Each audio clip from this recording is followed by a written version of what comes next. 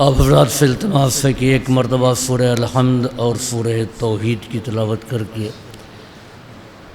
میری والدہ اور میرے والد مولانا محمد احمد فہیم ابن مولانا ابرار حسین کے نام پڑھ کر کے ایصال فرما دیں۔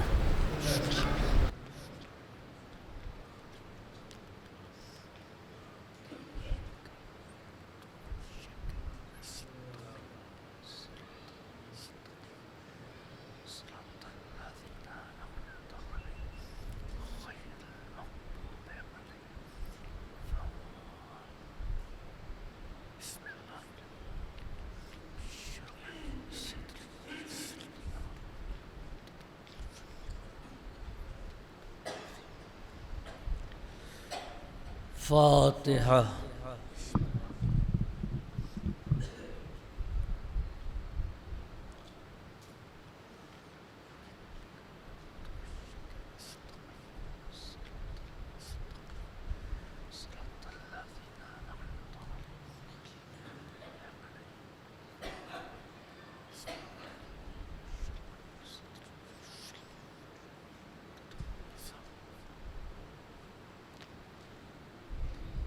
لا حول ولا قوة إلا بالله العلي العظيم۔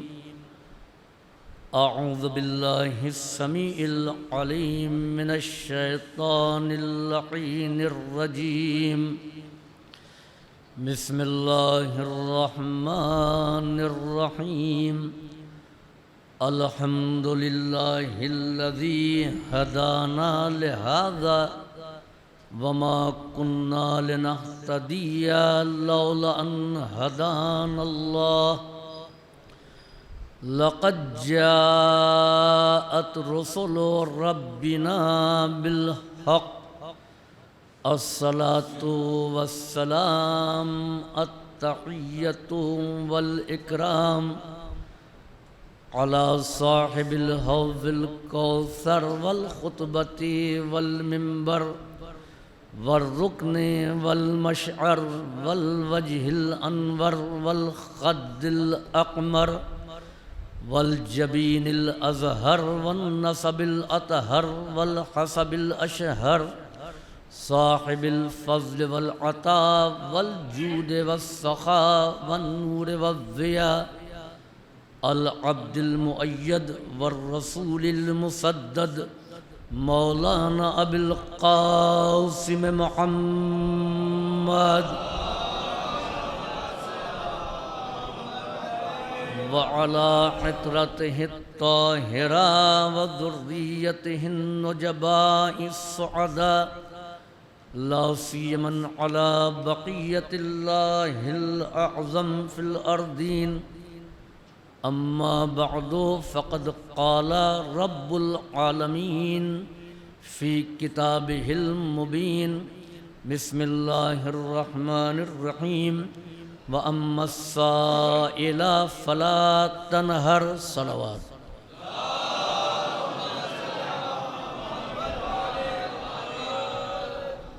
دین اسلام نے سماج اور معاشرے میں ہر فرد کا ایک حق رکھا ہے۔ باپ کا حق، بیٹے کا حق، بھائی کا حق، پڑوسی کا حق، آقا کا حق، غلام کا حق، اور یہ اسلام ہے کہ جس نے سب سے پہلے حقوق کی آواز کو بلند کیا۔ آج دنیا میں بہت سی ادارے ہیں جو انسانی حقوق کی آواز کو اٹھاتے ہیں۔ حقوق انسانی کا ادارہ ہے، حقوق نسواں کا ادارہ ہے، کچھ ادارے وہ ہیں جو ملازمین کے حقوق کی آواز اٹھاتے ہیں، کچھ ادارے وہ ہیں جو طلباء کے حقوق کی آواز کو بلند کرتے ہیں۔ پوری دنیا میں ادارے حقوق بہت ہیں، لیکن ادارے فرائض کوئی نہیں ہے۔ جہاں حقوق کے لیے آواز اٹھتی ہے وہاں ایسا بھی ادارہ ہو کہ جو ہمارے فرائض کی طرف ہم کو متوجہ کرے۔ مسئلہ ہمارا یہ ہے کہ ہم حق کو پہچانتے ہیں، فریضے کو بھول جاتے ہیں۔ ہر آدمی اپنے فریضے کو ادا کرے تو پھر اس کو حق کے مطالبے کی ضرورت نہیں رہ جائے گی۔ وجہ صرف یہ ہے کہ ہم اپنے فرائض کو بھولے ہوئے ہیں۔ دین اسلام نے متوجہ کیا ہے جہاں تمام حقوق ہیں وہاں سائل کا بھی ایک حق رکھا ہے، مانگنے والے کا بھی ایک حق رکھا ہے، جبکہ دنیا دینے والے کے حق کو پہچانتی ہے کہ اس نے عطا کیا ہے، اس نے کچھ دیا ہے، لہٰذا لینے والے کو شکر گزار ہونا چاہیے۔ لیکن اسلام کہتا ہے کہ جو تم سے کچھ طلب کر رہا ہے، جو تم سے کچھ مانگ رہا ہے، اس کا بھی ایک حق ہے تمہارے اوپر۔ اور اتنا یاد رکھو کہ یہ فقیر ہے، ذلیل نہیں ہے، یہ محتاج ہے، لیکن اللہ نے اس کو بھی ایک عزت عطا کی ہے۔ چنانچہ ہمارے سماج میں، ہمارے معاشرے میں کوئی بھی سوال کرنے والے کو یا مانگنے والے کو ویلکم نہیں کہتا، اس کا استقبال نہیں کرتا، اس کو خوش آمدید نہیں کہتا۔ ہماری جانیں قربان ہو جائیں امام زین العابدین علیہ السلام پر،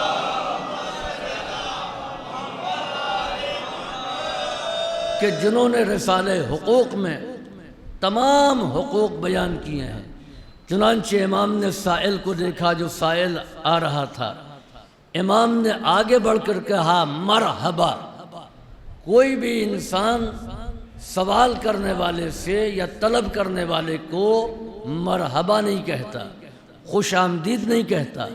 امام نے کہا مرحبا، خوش آمدید، لمن یحمل زادی الی الآخرہ، جو میرے زاد راہ کو یہاں سے اٹھا کر کے آخرت تک پہنچائے گا، یہاں مجھ سے میرے زاد راہ کو لے گا اور آخرت میں یہ مجھے واپس کرے گا۔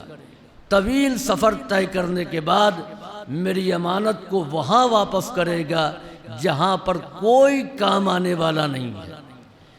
قرآن اس منظر کو اس انداز میں بیان کرتا ہے کہ یوما، وہ دن کہ جب باپ بیٹے سے فرار اختیار کرے گا، بیٹا باپ سے دامن بچائے گا، جب شوہر زوجہ کو دیکھ کر رخ موڑ لے گا، جب زوجہ شوہر سے فرار اختیار کرے گی، کہیں ایسا نہ ہو کہ یہ کچھ نیکیوں کا سوال ہم سے کر لیں۔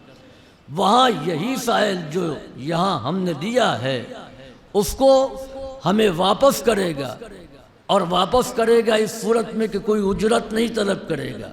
جتنا ہم نے دیا ہے اس کے 10 گنا ہم کو وہاں واپس کرے گا۔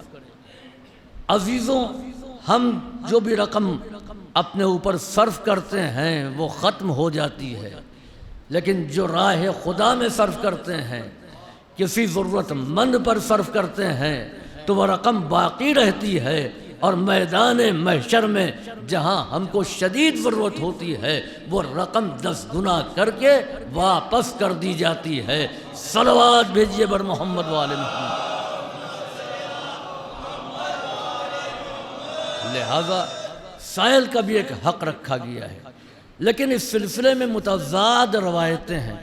ایک طرف تو یہ کہا گیا کہ اگر کسی نے اپنے ہاتھ کو تمہاری طرف بڑھا دیا ہے تو اس کو خالی ہاتھ واپس نہ کرنا۔ فی اموالکم حق للسائل والمحروم، تمہارے اموال میں جو تم کما رہے ہو، جو اللہ تم کو عطا کر رہا ہے، اس میں سائل کا بھی حق ہے اور ان لوگوں کا بھی حق ہے کہ جو بہت سی نعمتوں سے محروم ہیں۔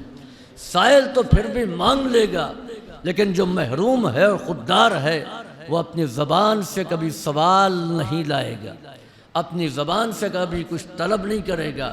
تو ہمارے جو اموال ہیں اس میں سائل کا بھی حق ہے اور محرومین کا بھی حق ہے۔ دین اسلام نے جہاں ایک طرف ہم کو یہ حکم دیا ہے کہ ہم راہ خدا میں خرچ کریں، ہم صدقات نکالیں، دوسری طرف سوال کرنے کی بے پناہ مذمت بھی کی ہے کہ خبردار اپنی خودداری کو بالائے طاق نہ رکھنا۔ اتنی شدید مذمت میں روایتیں وارد ہوئی ہیں کہ ایسا معلوم ہوتا ہے کہ کسی سے مانگنا بہت بڑا گناہ ہے، گناہ عظیم ہے۔ یہ متضاد روایتیں کیوں ہیں؟ جس طریقے سے دنیا کے سلسلے میں ایک طرف دنیا کی بے پناہ مذمت ہے اور دوسری طرف کلام معصوم میں اسی دنیا کی تعریف کی گئی ہے۔ امیر المومنین جب دنیا کی مذمت کرتے ہیں تو آپ فرماتے ہیں دنیا غرارۃ و شرارۃ، دنیا دھوکہ دینے والی ہے، دنیا جو ہے وہ شرارت کرنے والی ہے، دنیا ضرارۃ نقصان پہنچانے والی ہے۔ مثل الدنیا کمثل الحیہ، دنیا کی مثال سانپ کے جیسی ہے، مسھا لین و سمھا قاتل، اس کے اندر زہر پوشیدہ ہے، جب تم اس کو چھو گے تو یہ بہت ہی حسین معلوم ہوگی۔ یعنی سانپ ظاہر میں نرم و نازک ہوتا ہے، رنگ کے اعتبار سے بڑا خوشنما ہوتا ہے، لیکن اس کے اندر زہر قاتل بھرا ہوتا ہے۔ جو لوگ صرف ظاہر کو دیکھ کر کے دھوکہ کھاتے ہیں، وہ سمجھتے ہیں کہ بہت اچھی چیز ہے، جن کی نگاہ ظاہر پر نہیں باطن پر ہوتی ہے، وہ اس سے اپنے پہلو کو بچاتے ہیں۔ عزیزوں، جو لوگ دنیا کی رنگینی پر فریفتہ ہو رہے تھے، ان کی مثال ایسے ہی ہے جیسے بچہ سانپ کو دیکھ کر کے خوش ہو جاتا ہے کہ کوئی رنگین چیز ہے، کوئی بہت اچھی چیز ہے، لیکن سمجھدار اس کو دیکھ کر کے اپنے آپ کو بچاتا ہے۔ عزیزو، آل محمد کی نگاہ میں دنیا کی مثال اسی سانپ کے جیسی ہے کہ 2 سال کا بچہ اس کو دیکھ کر کے اس کی طرف لپکتا ہے، 40 برس کا باپ اس کو دیکھ کر کے اپنے آپ کو بچاتا ہے۔ تمام دنیا کے بڑے بڑے افراد آل محمد کے مقابلے میں ایسے ہی ہیں جیسے 2 سال کے بچے کے مقابلے میں 40 سال کے باپ کی پختہ عقل اور پختہ شعور۔ صلوات بھیجیے بر محمد و آل محمد۔ دوسرے مقام پر ارشاد فرمایا کہ الدنیا کظل زائل، یہ دنیا ایک ڈھلتا ہوا سایہ ہے۔ ایک تو سائے کی اپنی کوئی حقیقت نہیں ہوتی، اپنا کوئی وجود نہیں ہوتا، وہ کسی عمارت کا عکس ہوتا ہے، کسی انسان کا عکس ہوتا ہے، کسی جانور کا عکس ہوتا ہے، جائے کہ ڈھلتا ہوا سایہ۔ یہ دنیا ڈھلتا ہوا سایہ ہے۔ ہم یہ سمجھ رہے ہیں کہ یہ دنیا بہت عظیم ہے، امام فرما رہے ہیں کہ یہ دنیا ڈھلتا ہوا سایہ ہے۔ اچھا، سائے کی خصوصیت کیا ہوتی ہے؟ سایہ ہمیشہ سورج کے خلاف ہوتا ہے۔ اگر سورج ادھر ہے تو سایہ ادھر ہوگا، سورج ادھر ہے تو سایہ ادھر ہوگا۔ یعنی سایہ اس کو کہتے ہیں جو نور کے ساتھ کبھی نہیں رہتا ہے، ہمیشہ نور کے مخالف رہتا ہے۔ سایہ نور کے ساتھ نہیں چل سکتا ہے۔ اچھا، ہم یہ کوشش کریں کہ اس سائے تک پہنچ جائیں، ہم یہ کوشش کریں کہ اس سائے کو پکڑ لیں، ہم چلیں صبح سے، سایہ ہمارے آگے آگے ہے، ہم سائے کے پیچھے پیچھے ہیں، چلتے چلتے ہم تھک گئے مگر سائے کو نہ پا سکے۔ آخر میں ہم نے سوچا کہ اس شے کے لیے محنت کرنا بیکار ہے کہ جس کو ہم پا نہیں سکتے ہیں۔ تھک کر کے ہم نے رخ اس سے موڑ لیا۔ اب جو ہم واپس ہوئے تو وہی سایہ ہمارے پیچھے پیچھے ہے، ہم آگے آگے آ رہے ہیں۔ دنیا کی مثال بھی یہی ہے کہ جو دنیا کو حاصل کرنا چاہتا ہے، دنیا اس کو نہیں ملتی۔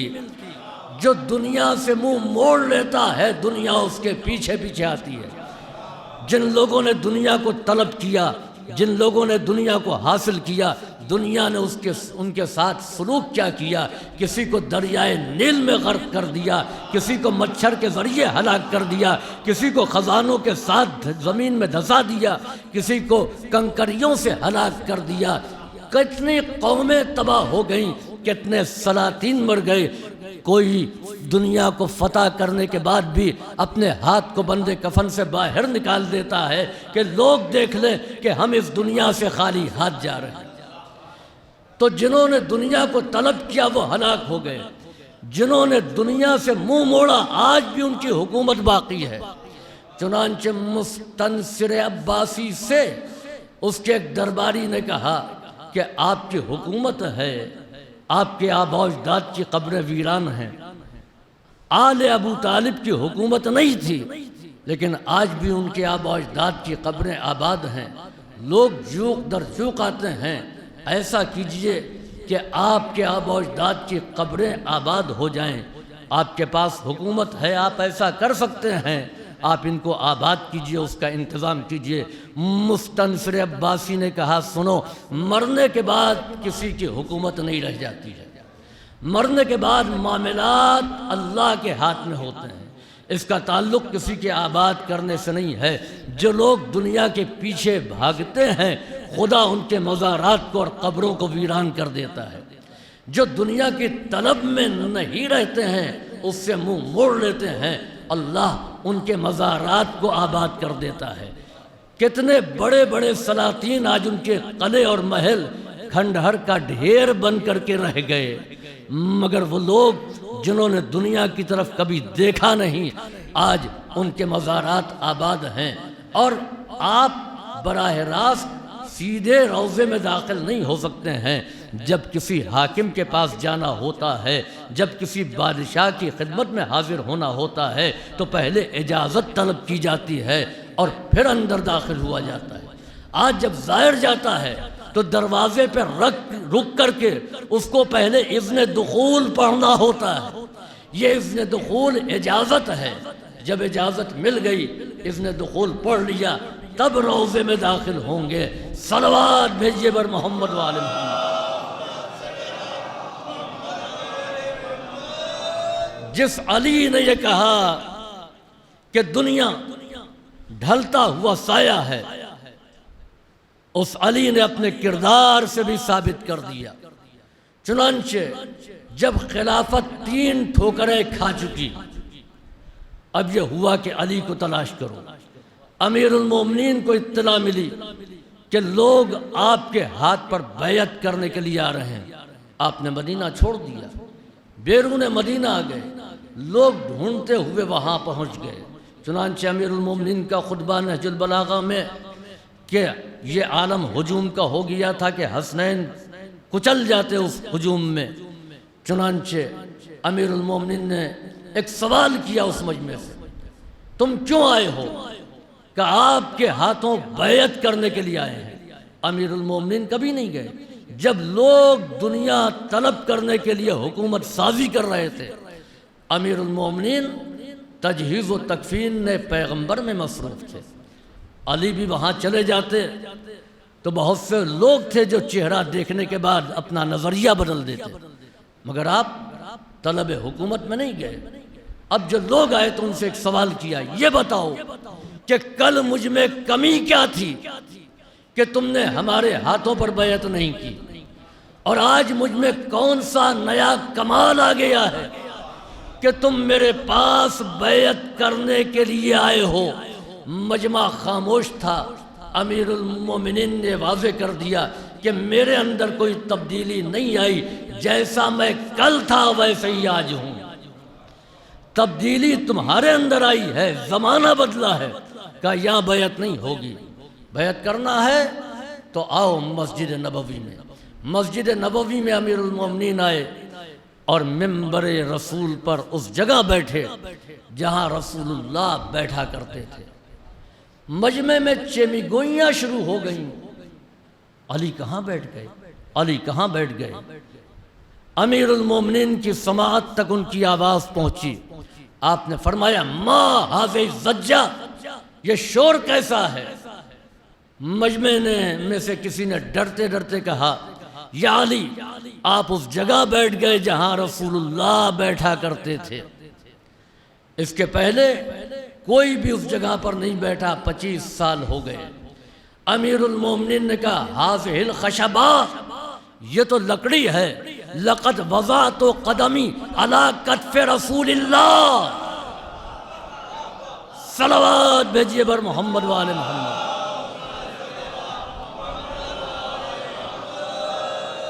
یہ لکڑی ہے، میں نے اپنے قدم کو رسول اللہ کے شانوں پر رکھا ہے۔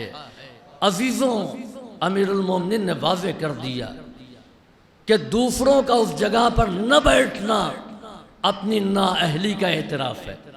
اس لیے کہ جانشین وہ ہے کہ جو اس جگہ پر بیٹھے جس کا وہ جانشین. جا مانے جگہ، نشین کہتے بیٹھنے والا.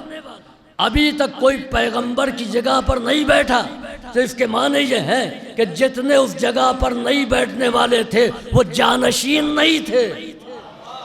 سب کچھ ہو سکتے ہیں، جانشین نہیں ہو سکتے. امیر المومنین نے اس جگہ پر بیٹھ کر کے اعلان کیا کہ میں حقیقی جانشین پیغمبر ہوں. صلوات بھیجیے بر محمد والے محمد.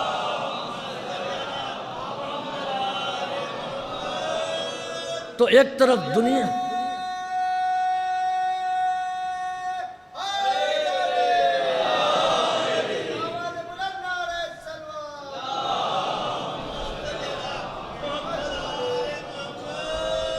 تو ایک طرف دنیا کی مذمت ہے، دوسری طرف اسی دنیا کی تعریف.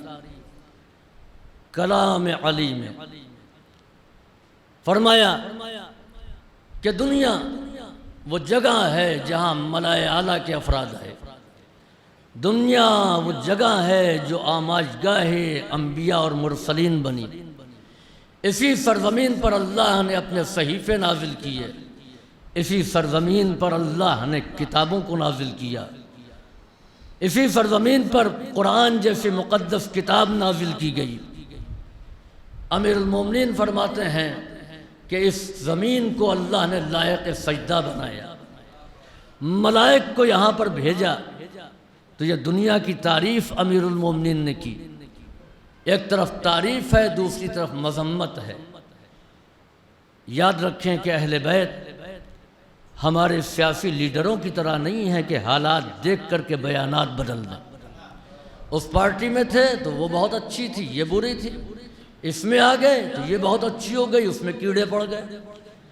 امیر المومنین نے دنیا کی تعریف کی ہے تو اس کا بھی ایک رخ ہے، دنیا کی مذمت کی ہے تو اس کی بھی ایک وجہ ہے. جس طریقے سے قرآن کریم میں پروردگار عالم نے کہیں انسانوں کی تعریف کی ہے تو کہیں مذمت کی ہے. جب انسانوں کی تعریف کی تو اعلان کیا لقد کرمنا بنی آدم، ہم نے اولاد آدم کے سر پر تاج عزت و شرافت و کرامت کو رکھا. وَحَمَلْنَاهُمْ فِي الْبَرِّ وَالْبَحْرِ، اور ہم نے ان کو خشکی اور تری میں سواریاں عطا کی. وَرَزَقْنَاهُمْ مِنَ الطَّيِّبَاتِ، اور ان کو ہم نے پاکیزہ رزق عطا کیا. وَفَضَّلْنَاهُمْ كَثِيرًا مِمَّنْ خَلَقْنَا، اور ہم نے ان کو فضیلت عطا کی بہت سے افراد پر. تو ایک طرف انسانوں کی تعریف ہو رہی ہے، خلقت انسانی کے لیے ارشاد ہوا لقد خلقنا الانسان فی احسن تقویم، ہم نے انسان کو بہترین ساخت پر پیدا کیا ہے، ہم نے انسان کو احسن تقویم بنا کر کے خلق کیا ہے. دوسری طرف ارشاد ہو رہا ہے کہ فتبارک اللہ احسن الخالقین، وہ پروردگار بابرکت ہے جو خالقین میں سب سے بہتر ہے. وہ پروردگار جس نے جنت کو پیدا کیا مگر اپنا قصیدہ نہیں پڑھا، عرش کو خلق کیا اپنا قصیدہ نہیں پڑھا، کرسی کی تخلیق کی اپنی تعریف نہیں کی، ملائک کو خلق کیا اپنی تعریف نہیں کی، آسمان کا نیلگوں شامیانہ تنا مگر اپنی تعریف نہیں کی، زمین کا سبزہ بچھایا مگر اپنی تعریف نہیں کی، پہاڑوں کو بلندی عطا کی اپنا قصیدہ نہیں پڑھا، دریاؤں کو روانی عطا کی اپنا قصیدہ نہیں پڑھا، سمندروں کو طغیانی عطا کی اپنا قصیدہ نہیں پڑھا، عام ماہ و انجم کو روشنی عطا کی اپنا قصیدہ نہیں پڑھا. وہ پروردگار جب انسان کو خلق کرتا ہے تو اعلان کر رہا ہے فتبارک اللہ احسن الخالقین، با برکت ہے وہ ذات جو خالقین میں سب سے احسن ہے، خالقین میں سب سے بہتر ہے. جہاں پروردگار عالم انسانوں کا قصیدہ پڑھ رہا ہے وہیں پر پروردگار عالم انسانوں کی مذمت بھی کر رہا ہے. ان الانسان لفی خسر، انسان خسارے میں ہے، انسان گھاٹے میں ہے. اولئک کالانعام بل ہم اضل سبیلا، یہ جانوروں جیسے ہیں بلکہ جانوروں سے بھی بدتر ہے. تو ایک طرف انسان کی تعریف اور دوسری طرف انسان کی مذمت. تو اس کے معنی یہ ہیں کہ انسانوں کی بھی قسمیں دو طرح کی ہیں. کچھ وہ ہیں جو لائق تعریف ہیں، کچھ وہ ہیں جو قابل مذمت ہیں، جن کی پوری حیات نقصان میں ہے، خسارے میں ہے. یہ انسان کبھی قابیل کی شکل میں نظر آتا ہے، کبھی نمرود کی صورت میں نظر آتا ہے، کبھی قارون کی شکل میں آتا ہے، کبھی فرعون کی صورت میں ظاہر ہوتا ہے. کبھی یہ انسانوں کا گروہ قوم عاد، قوم سمود کی شکل میں ظاہر ہوتے ہیں. کبھی یہی انسان ابو لہب کی شکل میں آتا ہے، ابو جہل کی شکل میں آتا ہے، ابو سفیان کی شکل میں آتا ہے، یزید کی شکل میں آتا ہے، متوکل کی شکل میں آتا ہے. تو یہ وہ ہیں جو خسارے والے ہیں، یہ وہ ہیں جو نقصان والے ہیں. یہ انسان کبھی پیکر آدم میں جلوہ گر ہوتا ہے، کبھی صورت نوح میں آتا ہے، کبھی پیکر خلیل میں نظر آتا ہے، کبھی پیکر ذبیح جناب اسماعیل میں نظر آتا ہے، کبھی صبر ایوب کی شکل میں یہ نظر آتا ہے. کبھی یہ انسان ہیبت موسیٰ کو لے کر کے آتا ہے، کبھی یہ انسان زہد عیسیٰ کو لے کر کے آتا ہے، کبھی یہ انسان عالمین کے لیے رحمت بن کر کے آتا ہے، کبھی یہ انسان امام المتقین بن کر کے آتا ہے، کبھی سید الصابرین بنتا ہے. تو یہ وہ افراد ہیں کہ جن کے لیے قرآن آواز دے رہا ہے، اللہ اپنی خلاقیت کا قصیدہ پڑھ رہا ہے کہ فتبارک اللہ احسن الخالقین. انبیاء کو دیکھو، ائمہ کو دیکھو، اور تب سمجھ میں آئے گا کہ میں احسن الخالقین ہوں یا نہیں ہوں. صلوات بھیجیے بر محمد والے.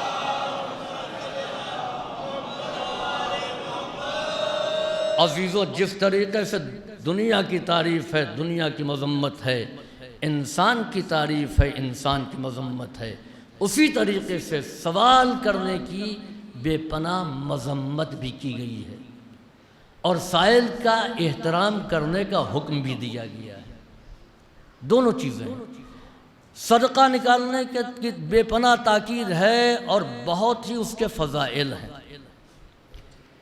لیکن صرف صدقہ نکالنا کافی نہیں ہے، زکوٰۃ نکالنا کافی نہیں ہے، فطرہ نکالنا کافی نہیں ہے. کہیں پر بھی صرف نکالنے کا حکم نہیں دیا ہے، ادا کرنے کا حکم دیا ہے.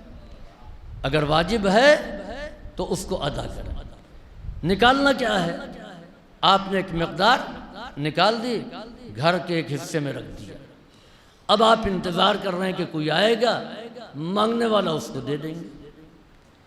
اسلام نے کہا یہ نہیں، نکالنا نہیں ہے بلکہ ادا کرنا ہے. جب زکوٰۃ صرف نکالی جائے گی تو زکوٰۃ نکالنے والا گھر میں بیٹھا رہے گا اور مستحقین زکوٰۃ اس کے دروازے پر آئیں گے. جب زکوٰۃ ادا کی جائے گی تو زکوٰۃ نکالنے والا مستحق کے دروازے پر جائے گا. اسلام چاہتا ہے کہ ضرورت مند باعزت رہے، ذلیل نہ ہونے پائے. صلوات بھیجیے بر محمد والے محمد.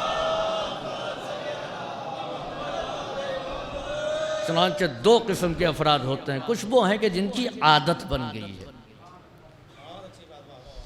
جو چاہتے ہیں کہ اسی طریقے سے ان کا خرچ پورا ہو. یاد رکھیں کہ کبھی دین نے پسند نہیں کیا ہے کہ بغیر محنت کے مال حاصل ہو جائے. سود کو کیوں حرام قرار دیا ہے؟ جوئے کو کیوں حرام قرار دیا ہے؟ بغیر محنت کے مال آ جائے. اسی طریقے سے مانگنے کی مذمت کی گئی ہے. چنانچہ خوبصورت حدیث پیغمبر اسلام کی، آپ فرماتے ہیں الفقر فخری، یہ جو فقیری ہے یہ میرے لیے باعث فخر ہے. دوسرے مقام پر فرماتے ہیں کہ کاد الفقر ان یکون کفرا، یہ فقیری انسان کو کفر کی منزل تک پہنچا دیتی ہے. ایک طرف کہہ رہے ہیں میرے لیے باعث افتخار ہے الفقر فخری، دوسری طرف کہہ رہے ہیں کہ یہ فقیری انسان کو کفر کی سرحد تک پہنچا دیتی ہے. عزیزو یاد رکھیں کہ فقر کے معنی ہے محتاجی. یہ محتاجی کس کی طرف ہے؟ اگر یہ محتاجی پروردگار کی طرف ہے تو پیغمبر فرماتے ہیں یہ میرے لیے باعث افتخار ہے.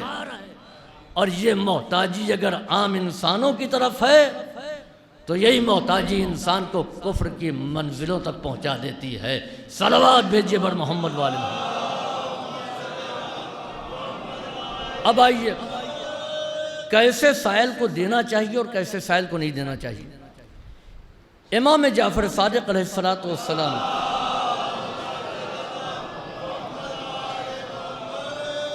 بیٹھے ہوئے ہیں، ایک سائل آیا، اس نے کہا اللہ کے نام پر کچھ عطا فرمائیے۔ امام کے پاس انگور رکھے ہوئے تھے، آپ نے خوشہ ایک گچھا اٹھایا اور اس کی طرف بڑھا دیا۔ اس نے کہا نہیں مجھے یہ نہیں چاہیے، آپ کچھ رقم دے دیجئے۔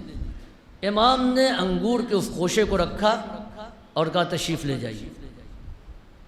اس نے کہا اچھا لائیے یہی دے دیجئے۔ امام نے کہا اب یہ بھی نہیں ملے گا۔ یہ سائل کی وہ قسم ہے جہاں عادتاً کہ اب محنت نہیں کرنا پڑے۔ امام نے اس کو واپس کر دیا۔ دوسرا سائل آیا، امام سے کہا فرزند رسول کچھ ملے گا؟ آپ نے چند دانے انگور کے دیے۔ جیسے امام نے انگور دیا اس نے اللہ کا شکر ادا کیا، شکر ہے پروردگار کا کہ اس نے انگور مجھے عطا کیا۔ امام نے ایک خوشہ اور بڑھا دیا، اس نے پھر خدا کا شکر ادا کیا۔ امام نے پورا انگور اس کو دے دیا، اس نے پھر شکر پروردگار ادا کیا۔ امام نے اپنے غلام سے کہا دیکھو گھر میں کتنی رقم ہے؟ اس نے کہا 40 درہم۔ امام نے کہا لے آؤ۔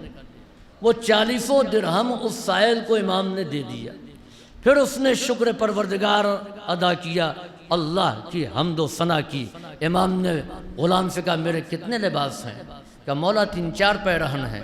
امام نے کہا وہ بھی لے آؤ، اور وہ بھی سائل کو عطا کر دیا۔ اس کے بعد سائل کہتا ہے کہ آپ کتنے کریم ہیں، آپ نے ایک وقت نہیں کئی وقت کھانے کا انتظام کر دیا 40 درہم دے کر کے۔ میرے پاس لباس نہیں تھا، آپ نے لباس عطا کر دیا۔ جیسے ہی سائل نے امام کی تعریف کی، امام نے اس کا شکریہ ادا کیا، جبکہ شکریہ لینے والے کو ادا کرنا چاہیے۔ لیکن آپ دیکھیے کہ آل محمد نے کیا ہم کو تعلیم دی ہے اور کیا طریقہ سکھایا ہے۔ جیسے ہی امام نے اس کا شکریہ ادا کیا اور اس کے بعد کچھ نہیں دیا۔ یاد رکھیں ہم اور آپ ہیں، نفس کی کمزوری ہے کہ اپنی تعریف پر خوش ہوتے ہیں، دوسرے کے کارنامے کو بھی اپنے سر لے لیتے ہیں، یعنی کریڈٹ لے لیتے ہیں۔ لیکن یہ آل محمد ہیں کہ جو اپنے کارناموں کو بھی ذات خدا کی طرف منسوب کرتے ہیں۔ وہ یہ پیغام دے رہے ہیں کہ میری تعریف کے بجائے خدا کی تعریف کی جائے۔ صلوات بھیجیے بر محمد وآل محمد۔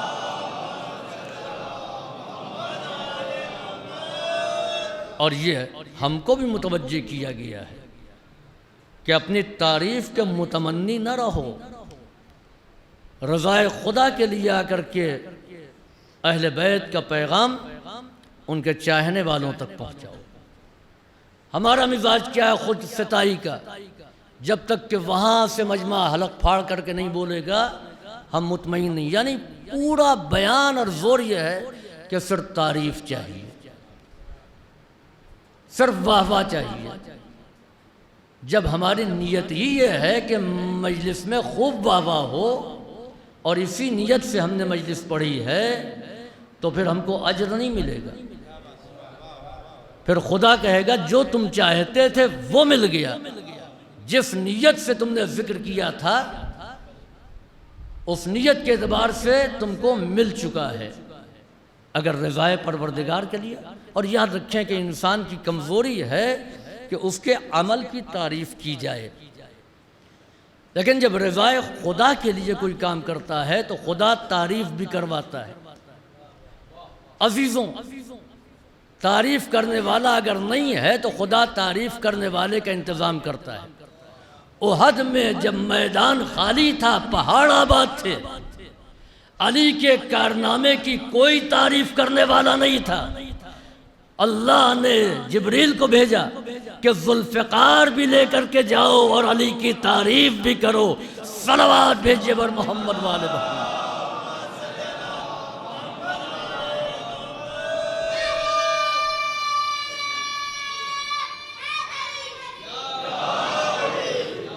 تو عزیزوں،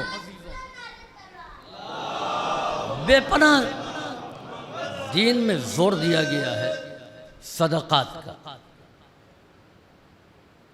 کہ دعوا مرضاکم بالصدقات، اپنے مریضوں کا علاج صدقے کے ذریعے کرو۔ کوئی بھی کام آپ کرنے سے پہلے صدقہ نکال دیں، بچ جائیں گے نقصان سے۔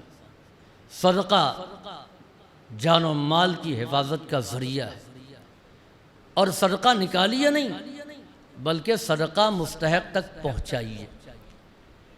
چنانچہ بڑا لطیف واقعہ ہے امام جعفر صادق علیہ السلام کا۔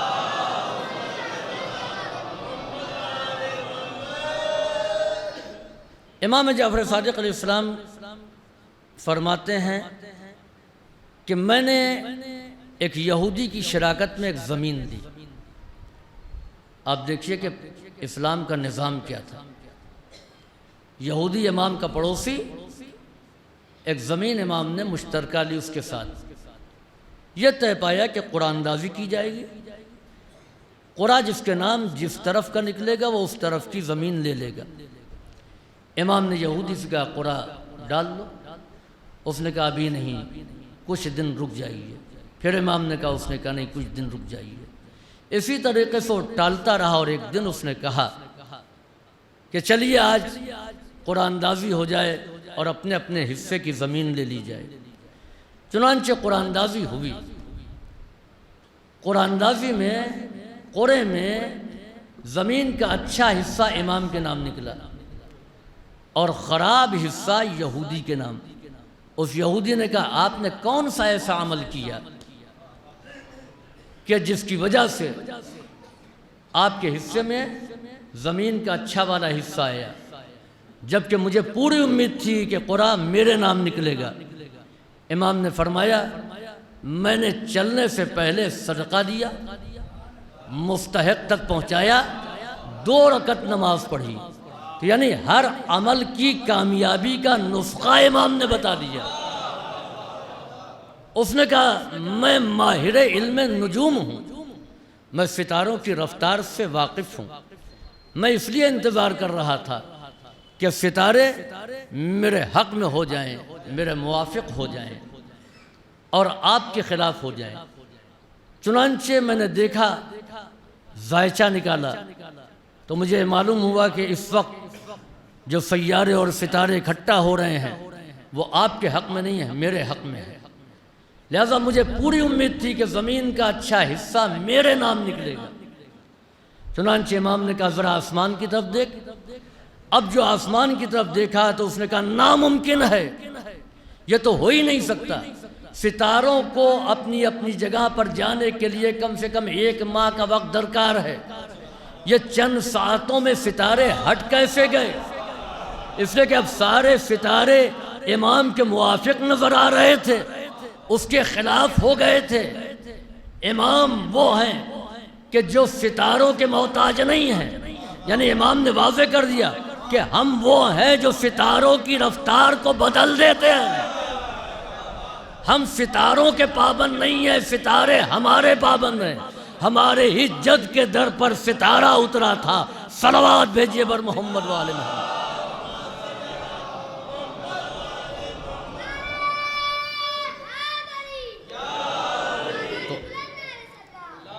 عزیزوں، میں نے اپنی گفتگو کو مکمل کر دیا۔ ایک طرف مذمت بھی کی گئی ہے اور دوسری طرف یہ کہا گیا ہے کہ اگر کوئی مستحق آ جائے واقعاً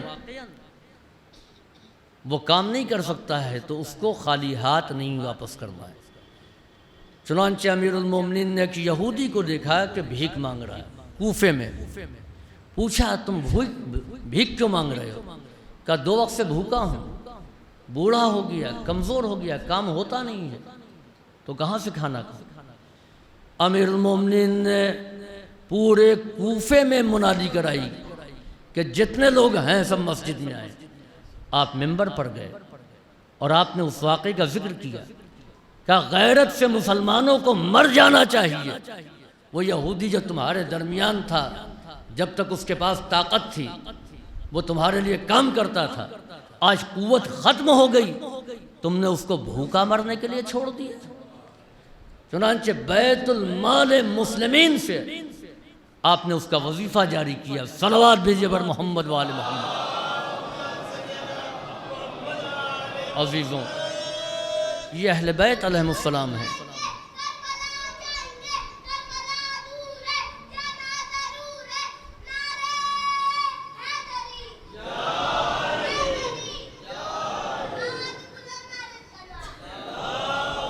عزیزوں، اہل بیت کا کرم اپنوں پر بھی تھا اور غیروں پر بھی تھا. چنانچہ امام حسین علیہ السلام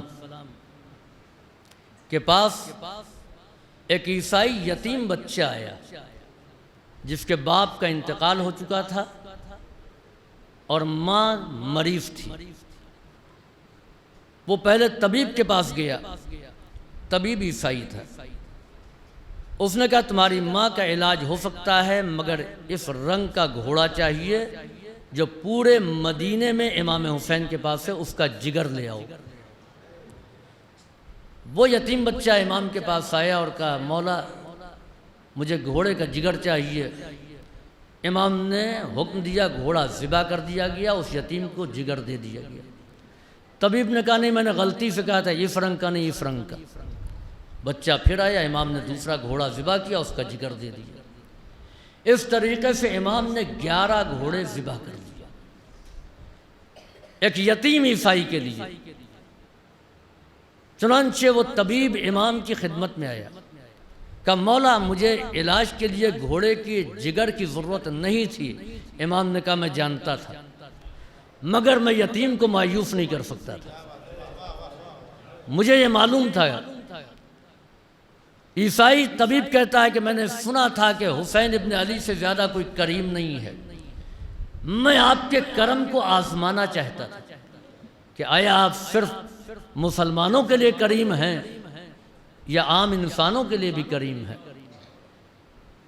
چنانچہ میں نے اپنے کرم کو دیکھ لیا. میں ایمان لانا چاہتا ہوں لیکن چاہتا ہوں کہ آپ سے پہلے کوئی معجزہ دیکھوں.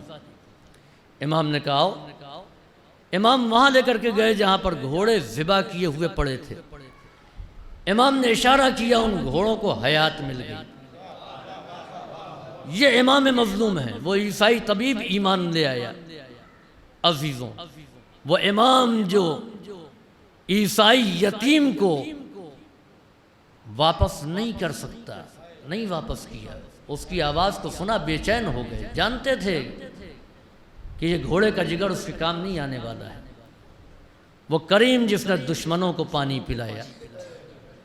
ذرا سوچئے کہ اس کے بچے جب سوال کر رہے ہوں تو اس کریم امام کے دل پر کیا گزر گئی ہوگی.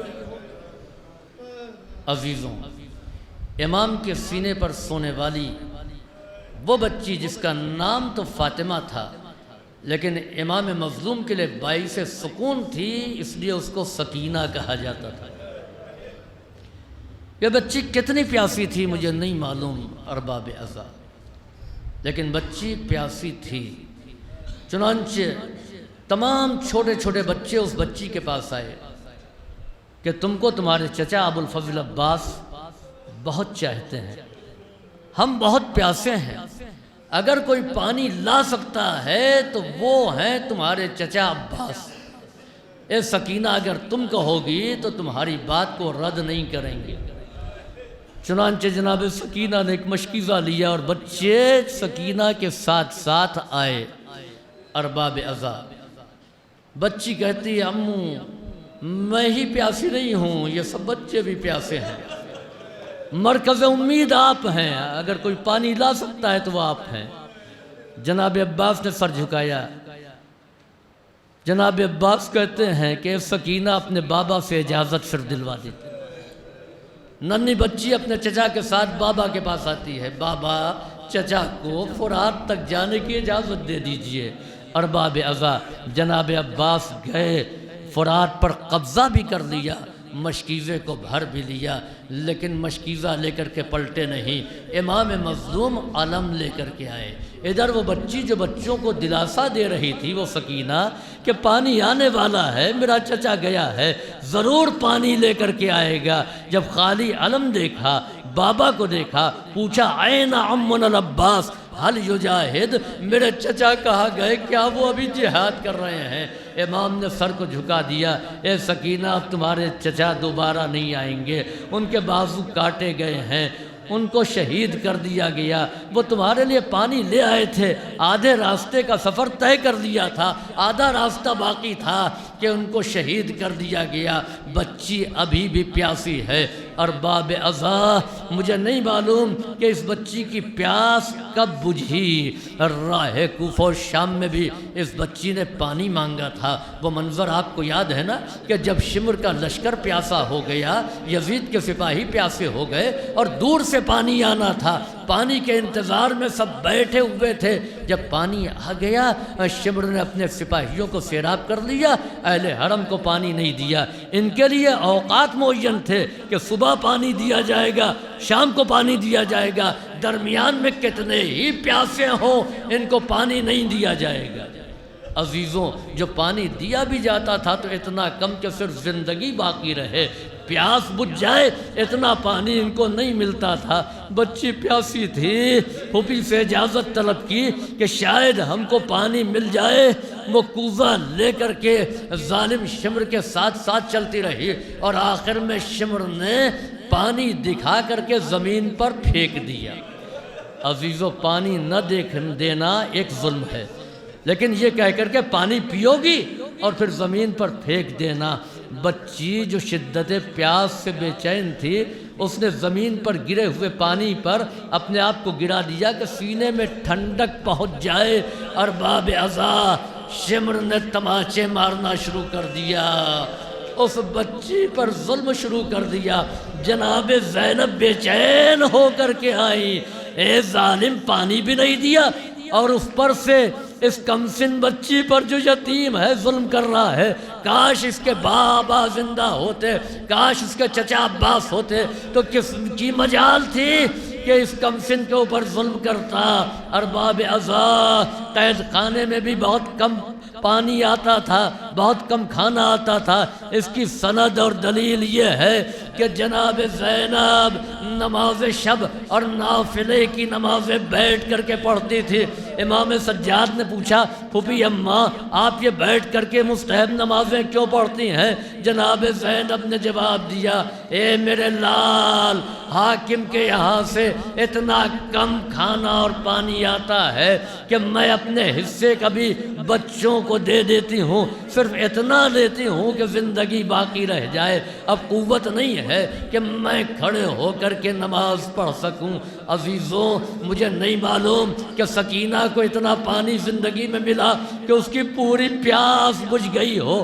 ہاں، یہ بچی اپنے بابا کو یاد کرتے ہوئے ایک دن اس دنیا سے گزر گئی۔ یہ کاروان اہل حرم جب کربلا پہنچا، جناب زینب نے اپنے آپ کو قبر حسین پر گرا دیا۔ اے میرے ماں جائے، یہیں پر ہم نے سر بریدہ لاشا دیکھا تھا، پامال جسم دیکھا تھا، آج آپ کو قبر نصیب ہو گئی۔ اے میرے ماں جائے، زینب پر بہت ظلم ہوا ہے، بہت ستم ہوا ہے۔